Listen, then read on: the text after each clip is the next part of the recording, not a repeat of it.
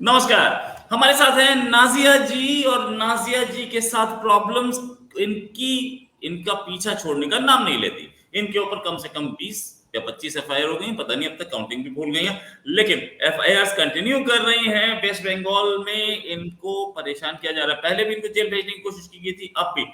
पिछले 1 महीने से या आप बोलिए कि पिछले डेढ़ 2 महीने से विक्टिमाइजेशन चल रहा है और साथ में इनका ट्विटर हैंडल भी बंद कर दिया गया है। इन्होंने नया ट्विटर हैंडल बनाया, हमने नीचे उसमें डाल दिया है ट्विटर हैंडल इनका लेटेस्ट ट्विटर हैंडल, नया ट्विटर हैंडल जो बनाया, प्लीज जाएं और उसको आप फॉलो करें ताकि इनके लेटेस्ट अपडेट्स आपको मिलते रहें। और इनका इंस्टाग्राम भी बंद करा दिया गया। एक बहुत बड़े नेता ने खुद अपने लेटर हेड पे ट्विटर को लिखा कि इनका ट्विटर हैंडल बंद कर दिया जाए, तब बंद हुआ है। और साथ में उस करो नेता के पास काम है नहीं है मुझे नहीं पता, जो इनके ने उसके लिए अपना लेटर हेड यूज किया, बट स्टिल बड़ी चीज है कि ऐसा हो रहा है। लेकिन नाजिया जी अब भी लड़ रही हैं। नाजिया जी बहुत बहुत स्वागत है आपका हमारे शो पे। नाजिया जी एक चीज कि क्या मैं आपसे एक स्टोरी पे भी बात करूंगा, लेकिन ये विक्टिमाइजेशन है, इतनी हिम्मत कहां से लाती हैं कि अभी तक लड़ रही हैं? भारत में फ्रीडम ऑफ स्पीच जो है ना, वो सिर्फ एक झूठा तमगा है हमारे जैसे राष्ट्रवाद लोगों के लिए। आप यूट्यूब चैनल चला रहे हैं, उसमें रिपोर्टिंग आती होगी। मैं ट्विटर एक्स हैंडल चला रही थी, तो क्योंकि मुसलमान बलात्कारियों का नाम लेना हमारे भारत में गलत है। अगर कोई मुसलमान बलात्कार करे तो उसके बारे में आप एक्स पर नहीं लिख सकते, नहीं तो एलोन मस्क जी गुस्सा हो जाते हैं। और अगर आप इंस्टा पर मुसलमानों की बदतमीजी और बेहूदगी को अगर आप पोस्ट करें तो सुंदर पिचाई जी गुस्सा हो जाते हैं। और आप सोचिए कि पश्चिम बंगाल के मुसलमान नेता कितने मतलब इस्लामिक माइंडेड है। उनको तो संवैधानिक देश में रहना ही नहीं चाहिए, उनको तो पाकिस्तान में रहना चाहिए। कि वो अपने मंत्रालय के लेटर हेड पर लिख करके मेरे एक्स हैंडल को और मेरे इंस्टाग्राम को बंद करते हैं। जिस लेटर हेड को जनता के लिए बनवाया गया है, जनता के हेल्प के लिए बनवाया गया है, उस लेटर हेड का इस्तेमाल इसलिए हो रहा है कि अभद्र मुसलमानों की अश्लीलता और उनकी बेहूदगी का हिजाब ना उठे, और इसलिए नाजिया का एक्स हैंडल और इंस्टाग्राम हैंडल बंद करवा दो। और धन्य है सुंदर पिचाई, और धन्य है मार्क जुकरबर्ग, और धन है एलोन मस्क, जो उन्होंने बंद भी कर दिया उनके लेटर हेड से। तो मुझे ऐसा लगता है कि फ्रीडम ऑफ स्पीच हमारे देश में सिर्फ मुसलमानों के पास है। क्योंकि कल भी अबू आजमी ने देखिए माँ का दूध पिया है कि ये किया है कि वो किया है, आराम से बोला, कोई दिक्कत नहीं है। और मुसलमान जो है वो बकरीद में गोरू का गला काट करके ऐसे खड़ा होकर के फोटो खिंचवाता है और अपने एक्स पे डालता है। एक अजान नाम का लड़का है पश्चिम बंगाल का, जिसने अपने कॉलेज की हिंदू लड़कियों को कहा कि तेरे मुंह में अपना क्रीम भर दूंगा। अब आप समझ रहे हैं, इससे ज्यादा खुल के मैं नहीं बोल पाऊंगी। तो ऐसे लोग एक्स हैंडल को आराम से चला रहे हैं। जो लोग सनातन धर्म के देवी देवताओं को गालियां देते हैं, अंधभक्त गोबर भक्त बोलते हैं, उनका एक्स हैंडल आराम से चल रहा है। जो लोग औरत को डिफेम और मलाइन करते हैं, अपने सोशल मीडिया के माध्यम से गंदी गंदी गालियां परोसते हैं, वो लोग आराम से एक्स हैंडल चला रहे हैं। उससे एलोन मस्क जी को कोई प्रॉब्लम नहीं है, उससे एलोन मस्क जी को कोई दिक्कत नहीं है। लेकिन अगर कोई राष्ट्रवाद अब एक सही दुर्घटना को, एक सही इंसिडेंट को, एक सही केस को अपने एक्स हैंडल पर डालता है, पोस्ट करता है, तो एलोन मस्क जी को बहुत दिक्कत हो जाती है। मुसलमानों के बारे में भारत का कोई व्यक्ति नहीं लिख सकता है मुसलमानों के खिलाफ। राइट। ऐसा पहले भी कई बार हो चुका है। ये एक हमें एग्जाम्पल और दिखा। एक और हमारे पास खबर आ रही है, वो ये कि एयर इंडिया की एक एम्प्लॉय है जो कि जिनका नाम है चंचल त्यागी। उन्होंने अपना एक ट्विटर पे लिखा कि उनको तिलक लगाने पे प्रॉब्लम की जा रही है, जबकि मुस्लिम जो लोग हैं, मुस्लिम जो एम्प्लॉयज हैं, वो कई बार नमाज पढ़ पा रहे हैं। इस पर मैं दिखाना चाहूंगा कि क्या स्टेटस भी मैं दिखाऊंगा। खैर एनीवेज, ये कहानी है कि ये एयर इंडिया और ऐसी चीजें क्यों परेशान कर रही हैं। क्या ये भी धर्म पे एक एक ऑफ कोर्स हर कहीं पे भी मैंने नहीं देखा, हर जगह देखा है कि मुस्लिम एम्प्लॉयज आराम से नमाज पढ़ पाते हैं, ठीक है, दिन में एक बार पढ़ने जाते हैं, कोई मना नहीं करता। लेकिन तिलक के लिए कैसे मना किया जा रहा है? प्रॉब्लम है या एयर इंडिया सेक्युलर से कॉम्युनल हो गई है, एयर इंडिया प्राइवेटाइज हो गई? मैं एयर इंडिया को कुछ नहीं बोल रहा, ये माइंडसेट है हम लोगों का।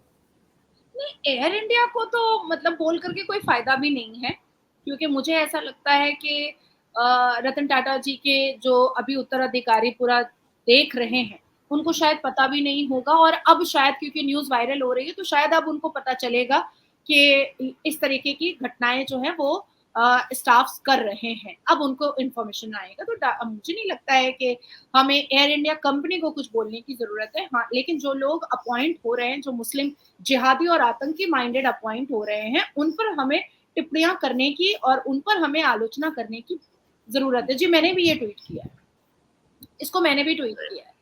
अब बात आती है कि आपने कहा कि आप जो स्टाफ्स होते हैं वो नमाज पढ़ने जाते हैं। अरे भाई, एयरपोर्ट पे बजाफ्ते नमाज के लिए जगह बनाई गई है, लेकिन पाठ पूजा के लिए एयरपोर्ट पे जगह नहीं है। आप कैलकाटा एयरपोर्ट पे आइएगा तो आप देखिएगा, gate number 21 A B, gate number 104 A B, gate number 17 A B के पास कोई ना कोई नमाज पढ़ ही रहा होगा, कोई ना कोई पढ़ ही रहा होगा। हालांकि लोग वहां पर चप्पल जूता पहन करके आते हैं, हालांकि लोग वहां पर खा पी करके, डस्टबिन भी रहता है वहां पर लोग बाथरूम भी जाते हैं और उसी चप्पल के साथ पूरे एयरपोर्ट पे भी चलते हैं, तो हालांकि नमाज होगी नहीं, क्योंकि वो तो कोई पाक जगह है नहीं। हम मुसल्ला कहाँ पर बिछाते हैं? जो पाक जगह होती है, जो साफ जगह होती है, वहां पर हम जानमाज मुसल्ला बिछा सकते हैं, वहां पर हम नमाज पढ़ सकते हैं। कहीं पर भी हम बैठ करके नमाज नहीं पढ़ सकते हैं। ये एक्चुअली में ये एक हिंदू विरोधी काम करने के लिए, हिंदुओं को चिढ़ाने के लिए, और इस देश की सबसे बड़ी मेजॉरिटी के लोगों को डराने के लिए ये किया जाता है। और ये सिर्फ एयर इंडिया की एक एम्प्लॉय ने नहीं किया है। आप देखिएगा कि मुस्लिम अगर कोई स्टाफ इंडिगो में बैठी रहे, मुस्लिम अगर कोई स्टाफ स्पाइस जेट में बैठी रहेगी, मुस्लिम अगर कोई स्टाफ गो एयरलाइंस में बैठी रहेगी, और अगर उसने कोई रुद्राक्ष, जैसे मैं रुद्राक्ष पहनती हूँ, तुलसी माला हाथ में पहनती हूँ, तो उसको मेरे जेस्चर से ही समझ में पहले तो आ जाता है कि ये हिंदू है, तो उसके बिहेवियर बहुत चेंज हो जाते हैं। और सामान अगर 300 ग्राम भी अगर ज्यादा है तो वो सीधा इसको खोलिए, इसको हटाइए, इसको निकालिए, ऐसे नहीं कीजिए, वैसे नहीं कीजिए। जब वो फिर नाम पढ़ती है नाजिया इलाही खान, तब उसको मुझसे और नफरत हो जाती है कि ये मुसलमान होकर के रुद्राक्ष क्यों पहनेगी। और यकीन माने कि मुझे कलकत्ता एयरपोर्ट पे और मुझे हैदराबाद एयरपोर्ट पे और मुझे दिल्ली एयरपोर्ट पे अनगिनत ऐसी महिला मुसलमान लेडी स्टाफ मिली है एयरपोर्ट पे, जिसने मुझे क्रिटिसाइज किया है कि आप तो मुस्लिम हैं, फिर आप रुद्राक्ष क्यों पहनती हैं, फिर आप कलावा क्यों पहनती हैं, आप छोड़ दी हैं क्या? मैं भाई, this is none of your business, तुम अपना काम करो ना। तुम्हारा काम है मुझे बोर्डिंग पास देना, तुम बोर्डिंग पास दो चुपचाप से। This is none of your business. तो ऐसा नहीं है कि एक खास दाढ़ी टोपी वाले जो होते हैं वही सिर्फ जिहादी टीम चला रहे हैं। ये जिहादी टीम जो चल रही है उसमें ऐसे लोग भी होते हैं, जिसमें से एक का सामना इस लड़की से हुआ है, एयर इंडिया के स्टाफ से, जिसने ये बात प्रखर होकर के सामने रखी कि मुझे तिलक लगाने से मना किया जाता है, वहीं पर मुसलमान स्टाफ को 5 वक्त नमाज पढ़ने की अनुमति दी जाती है।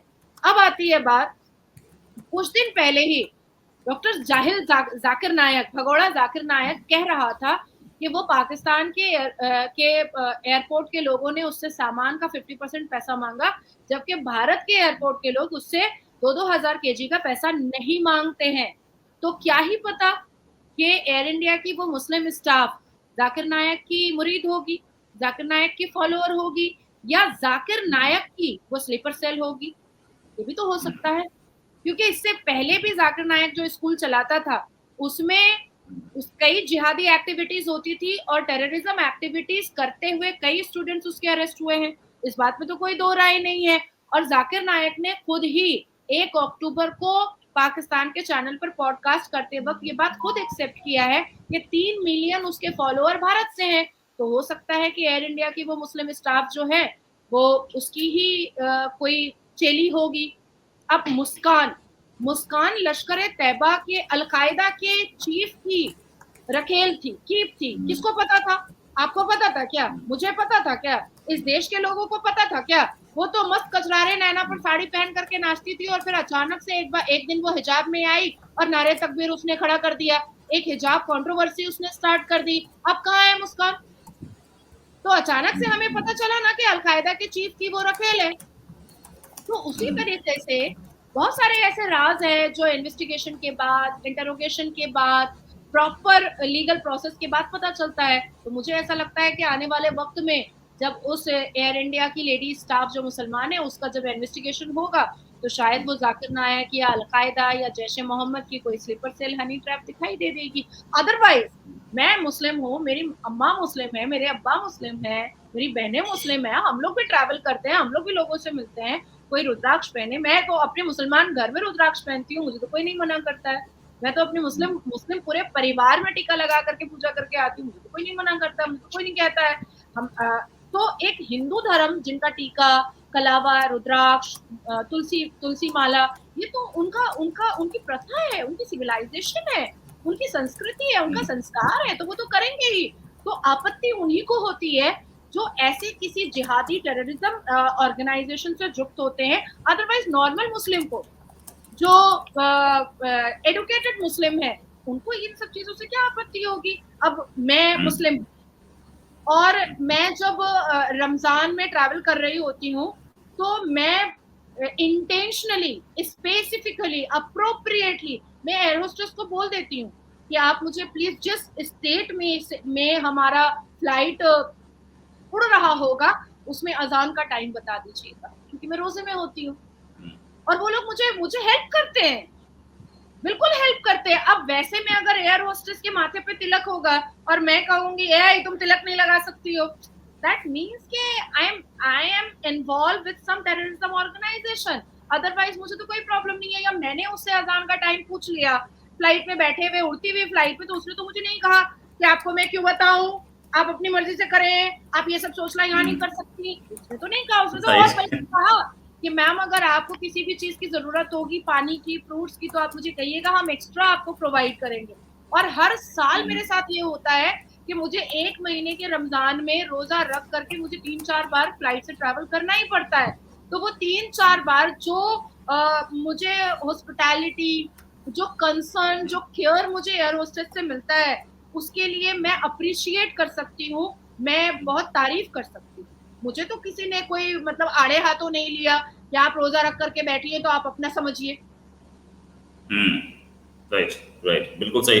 अच्छा, एक चीज और, ये जिस तरीके की हम लोग माइंडसेट में आ चुके हैं, एक एम्प्लॉय को लिखना पड़ रहा है होम मिनिस्टर को कि देखो यार तिलक की वजह से मुझे परेशान किया जा रहा है, और हर जगह नमाज पढ़ी जाती है। ऐसा तो हमने देखा है कि पार्लियामेंट में भी आरोप लगे कि जी हमारे फॉर्मर वाइस प्रेसिडेंट वो भी नमाज पढ़ने चले जाते थे वो पार्लियामेंट छोड़ के।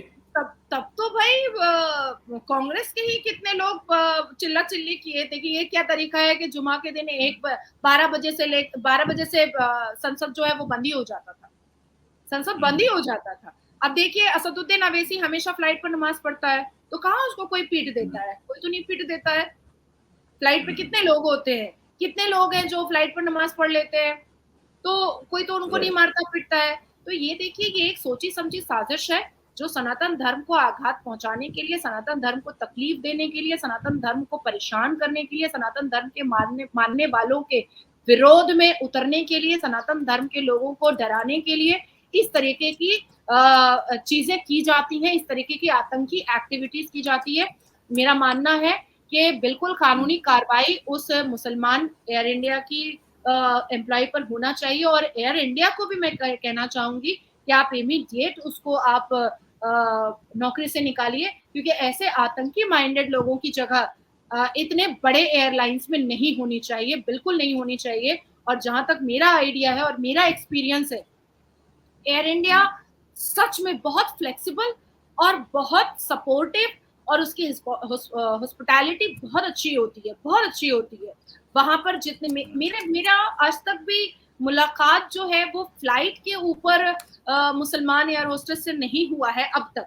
मतलब मैं पिछले 12 साल की बात बता रही हूँ, टचवुड मैं बहुत लकी हूँ कि नहीं हुआ है। लेकिन मेरा जो काउंटर पर बोर्डिंग पास लेते हुए जो मुसलमान महिलाओं से जो मेरा मुठभेड़ हुआ है, उसका एक्सपीरियंस मुझे पता है कि वो रुद्राक्ष देखते ही और मुसलमान नाम देखते ही वो मेरे से चिढ़ी हैं और मुझे बोलना पड़ा है कि none of your business, just आप बोर्डिंग पास दो और आपका काम यहीं पर खत्म। ये मुझे बोलना पड़ा है। राइट तो ये ऐसा भी इस तरीके की माइंडसेट लेकर के लोग जॉब भी करते हैं। अच्छा, इस कंप्लेंट्स पर कोई एक्शन भी होता है? जैसे ये कंप्लेंट की है इन्होंने, तो एयर इंडिया से नहीं की, इन्होंने तो सीधे सीधे प्राइम मिनिस्टर से अगर की। एयर इंडिया ने, रोहित भाई, अगर अभी तक कोई एक्शन नहीं लिया है तो मुझे लगता है कि पुलिस इन एक्शन के लिए कलकत्ता नहीं, मतलब जो भी उसका स्टेट का हाई कोर्ट पड़ेगा उसको वहां जाना चाहिए और अप्रोप्रिएट तरीके से, उन्होंने होम मिनिस्टर को लेटर लिखा है, लेकिन अप्रोप्रिएट तरीके से जो ग्राउंड इंचार्ज हैं एयर इंडिया के और जो एचआर है एयर इंडिया के, जो चीफ है सीईओ है एयर इंडिया के, उनको भी लेटर भेजना चाहिए और एड्रेस करना चाहिए नियरेस्ट पुलिस स्टेशन।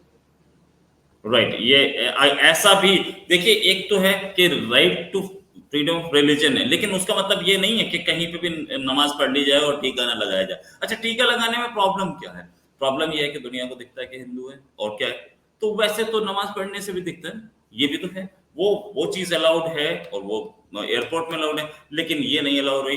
बहुत सारी प्रॉब्लम्स हैं अभी भी मैं है। तो रोहित भाई एविएशन मिनिस्टर से बोलना चाहूंगी कि जब आप इबादत गाह वहां पर एयरपोर्ट पर खोलते हैं तो फिर आपको मंदिर भी बनानी चाहिए एयरपोर्ट पे। ये पार्शियलिटी हिंदुओं के साथ कब तक चलती रहेगी?